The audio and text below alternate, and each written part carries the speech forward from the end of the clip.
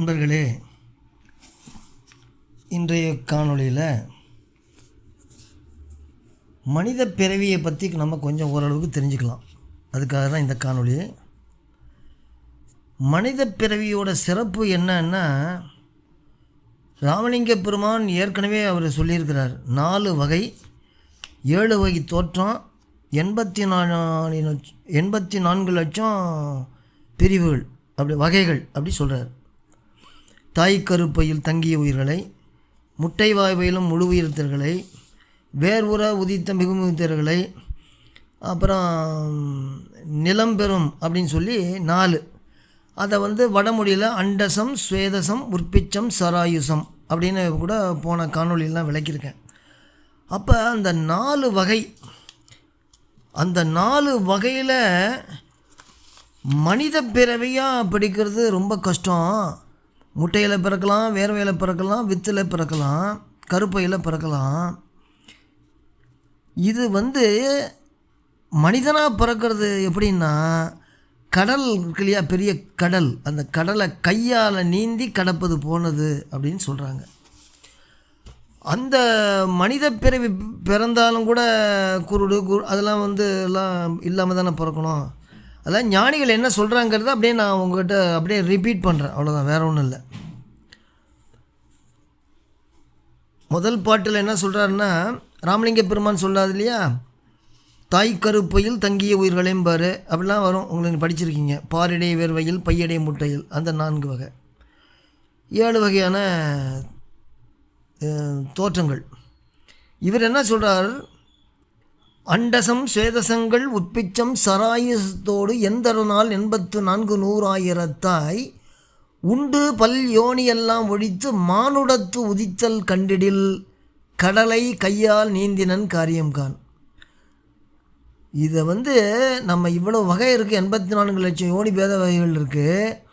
அதில் முட்டையில் பிறக்கிறது, வேர்வையில் பிறக்கிறது, வித்தில் பிறக்கிறது, கருப்பையில் பிறக்கிறதுலேருந்து தவிர்ந்து மானிட பிறவியாக பிறக்கிறது கடலை கையால் நீந்துறதுக்கு சமானம் அப்படின்னு சொல்கிறார். இன்னொரு ஞானி என்ன சொல்கிறாரு, அரியது கேட்கின் வரி வடிவேலோய் மக்கள் ஆக்கையில் பிறத்தலும் அரிதே. மக்கள் ஆக்கையில் பிறந்த காலையும் முங்கையும் செவிடும் கூணும் குருடும் பேடு நீங்கி பிறத்தலும் அரிதே. பேடு நீங்கி பிறந்த காலையும் ஞானமும் கல்வியும் நன்குறல் அரிதே. ஞானமும் கல்வியும் நன்குறும் ஆயினும் தானமும் தவமும் தரித்தலும் அரிதே. தானமும் தவமும் தரித்தற்கல்லது வானவர் நாடு வழித்திரவாதே அப்படின்னு சொல்கிறாங்க. அப்போ மக்கள் பிறவியில் பிறக்கிறது கஷ்டம். அப்படி இருந்தாலும் கூணு குருடு பேடு நீங்கி பிறத்திருக்க, இது பேடு நீங்கி அப்படி பிறந்தாலும் கூட இந்த ஞானம் கல்வி அது கஷ்டம். இப்படி அதே மாதிரி பிறந்தாலும் கூட தானம் தவம் இதெல்லாம் கஷ்டம் அப்படின்னு சொல்லி, இது ஏற்கனவே தெரியும், சினிமா பாடல்கள்லாம் வருது இல்லையா அது. அப்போ இன்னொரு ஞானி என்ன சொல்கிறாரு, மக்கள் ஆக்கையில் பிறத்தலே அரிது. அவங்களும் அதே தான் சொல்கிறாங்க. அதிலும் துக்க கூன் குருடு ஊமையை துரத்தலும் அரிது. நல் குலத்திடை வருதலும் அரிது. ஞானத்தால் முக்கன் ஈசனுக்கு ஆட்படல் முற்றிலும் அரிதே அப்படிங்கிறாங்க.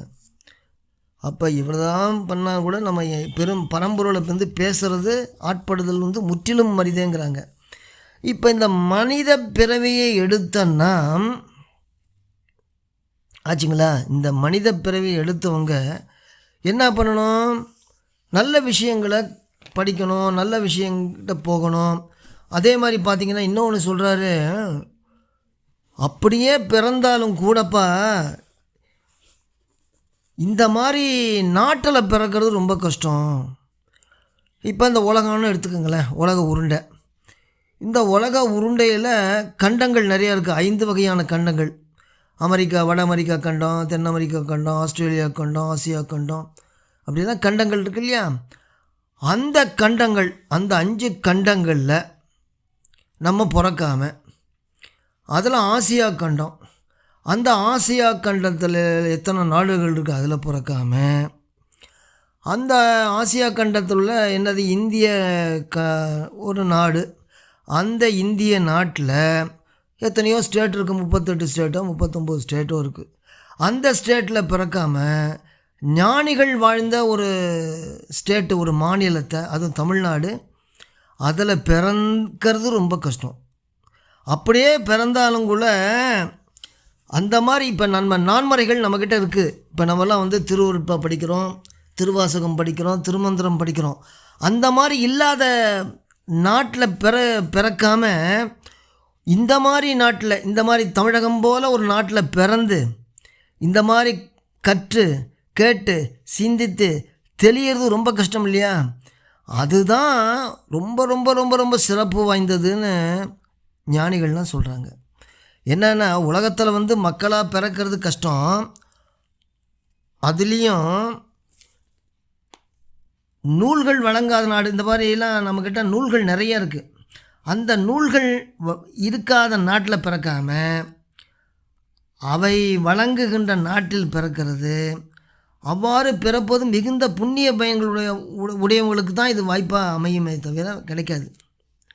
அதே மாதிரி பார்த்திங்கன்னா, படிக்கிறவங்க, இந்த மாதிரி நூல்கள் படிக்கிறவங்க கிட்ட இருந்து பிறக்கிறது இன்னும் கஷ்டம்.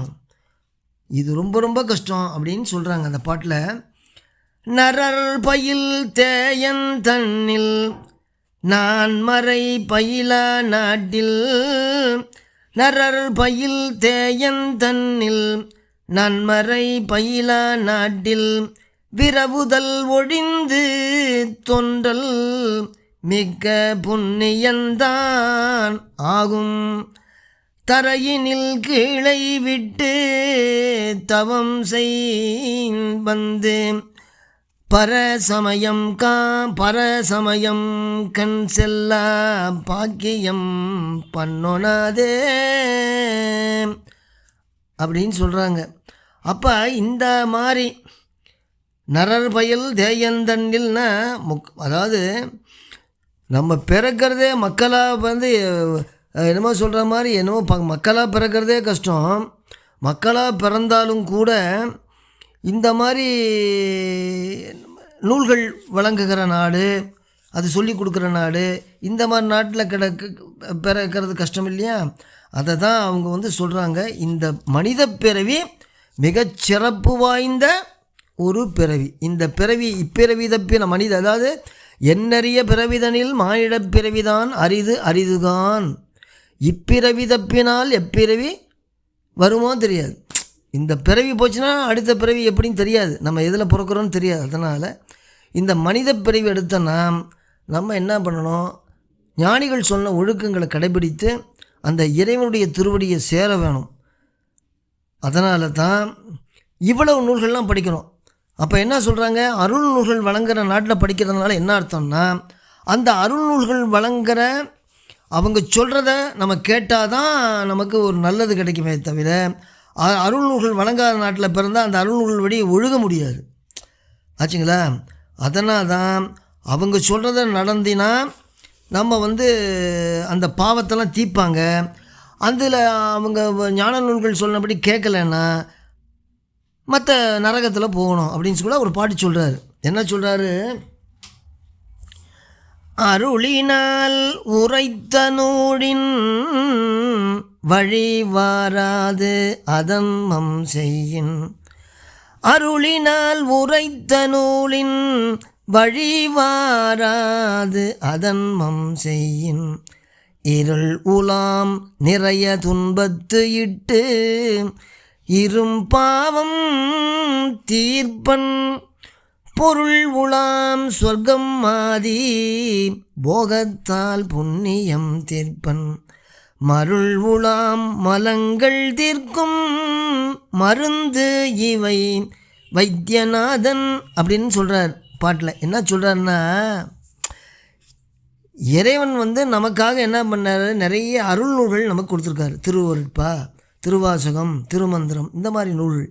இந்த நூல்கள் உரைத்த நூல்களில் நின்று ஒருவன் என்னன்னா அந்த வழியில் நின்னான்னா அவனுக்கு நல்லது கிடைக்கும். இல்லைன்னா அவங்க உரைத்த நூல்களின் வழி நில்லாது ஒருவன் பாவம் செய்வானாகில் அவனை இருள் செறிந்த நரகத்தில் இட்டு துன்பத்தை நுகர வச்சு அவனுடைய பெரும் பாவத்தினை தீர்ப்பான்.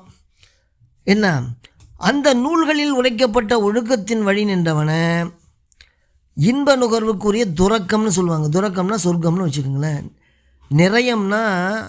நிறையம் அப்படின்னா அந்த நரகம், துறக்கம்னா சொர்க்கம். அப்போ இன்ப நுகர்வுக்குரிய துறக்கத்தில் இட்டு அவன் செய்த புண்ணியத்தனை தீர்ப்பான். பாவம் புண்ணியம் ரெண்டு வினைகளுமே உயிர்கள் வந்து அந்த ரெண்டு கட்டிலையும் அகப்பட்டு பிறந்து இறந்து வருவதற்கு காரணமான நோய்கள்ங்கிறாங்க ஞானிகளே.